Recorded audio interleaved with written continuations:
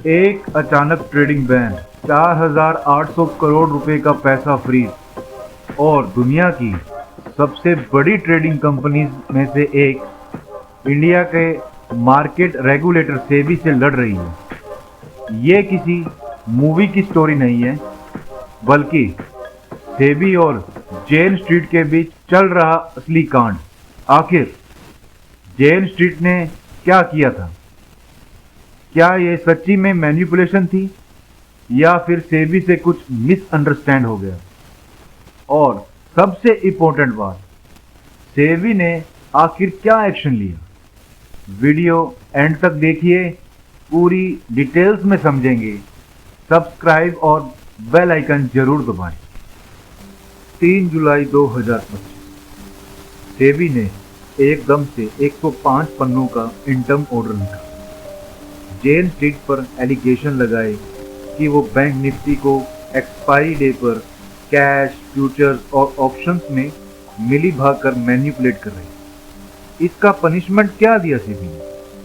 जेन street के India के entities का ट्रेडिंग बैन कर दिया और उनके 4,843 करोड़ के गेन्स को सीज कर दिया। ये पैसा एक एस्क्रो अकाउंट में डाल दिया। जेन स्ट्रीट ने सेबी के ऑर्डर्स को बिल्कुल गलत बोला। उन्होंने कहा कि वो जो कर रहे थे वो बस इंडेक्स आर्बिट्रेज था, जो कि दुनिया भर में कॉमन प्रैक्टिस है। उनका कहना था कि सेबी को उनकी हेजिंग समझ नहीं आई। जेन स्ट्रीट ने 4,800 करोड़ का एस्क्रो में जमा कर दिए। तब सेबी ने ट्रेडिंग बैन हटा दिया, लेकिन साथ ही स्ट्रिक्ट मॉनिटरिंग भी लगा दी। और इंटरेस्टिंग बात यह है कि जेन स्ट्रीट ने अभी तक ट्रेडिंग शुरू नहीं की है।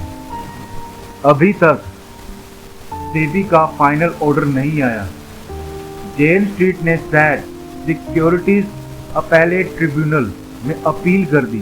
सैट ने सेबी को 3 हफ्तों में जवाब देने को कहा है, लेकिन सैट सिक्योरिटीज अपीलेट ट्रिब्यूनल ने यह भी कहा है कि 18 नवंबर 2025 तक कोई भी फाइनल हियरिंग नहीं होगी। मतलब अभी सब कुछ होल्ड पे है।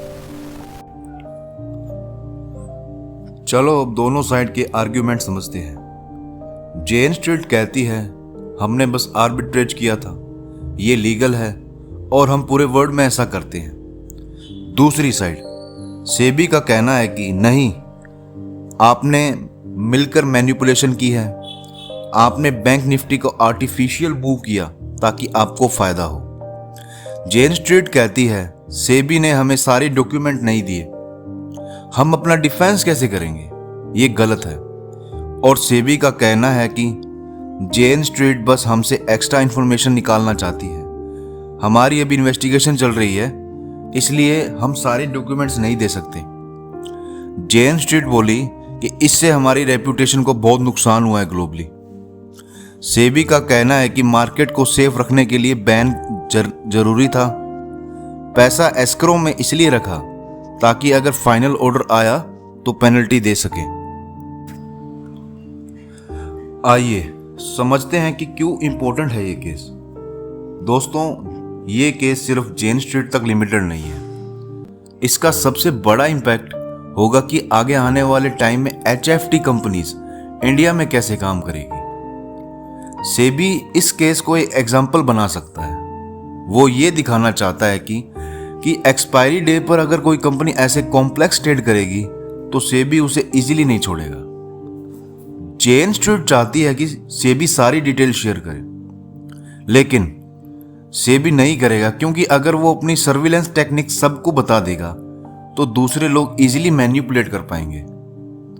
सैट ये नहीं देखेगा कि जेन स्ट्रीट ने मैनिपुलेशन की है या नहीं।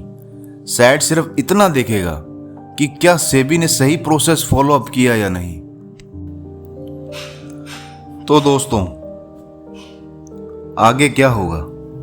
मेनली 3 पॉसिबिलिटीज है। पहला सिनेरियो, सेबी जीत जाता है तो जेन स्ट्रीट को पेनल्टी देनी पड़ेगी, ट्रेडिंग बैन हो सकता है। इससे शॉर्ट टर्म में मार्केट थोड़ा कॉशियस हो जाएगा।